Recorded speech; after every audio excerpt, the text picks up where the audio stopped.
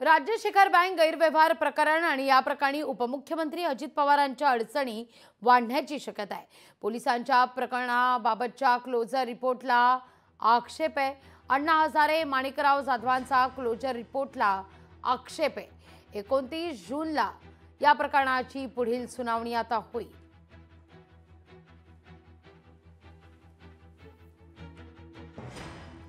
याच विषयी अधिक माहिती घेऊया आपले प्रतिनिधी चेतन नानावरे यांच्याकडून। चेतन, काय अधिक माहिती या सगळ्या संदर्भात? दादांच्या अडचणी वाढणार आहेत का?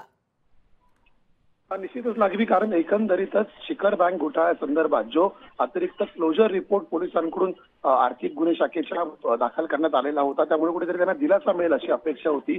मात्र थेट या क्लोजर रिपोर्टलाच विरोध करत कुठेतरी सत्र न्यायालयामध्ये आता अण्णा हजारेंनी धाव घेतलेली आहे आणि या संदर्भातील जी आता पुढील सुनावणी होणार आहे त्यावेळी हा क्लोजर रिपोर्ट कोर्ट मान्य करून घेत आहे की पुन्हा या प्रकरणी चौकशीचे आदेश देते हे पाहावं लागेल। जर चौकशीचे आदेश न्यायालयाने दिले तर नक्कीच अजित पवार यांच्या अडचणीत वाढ होऊ शकतात। लागवी, निश्चित धन्यवाद चेतन, तुम्ही दिलेल्या माहिती करता।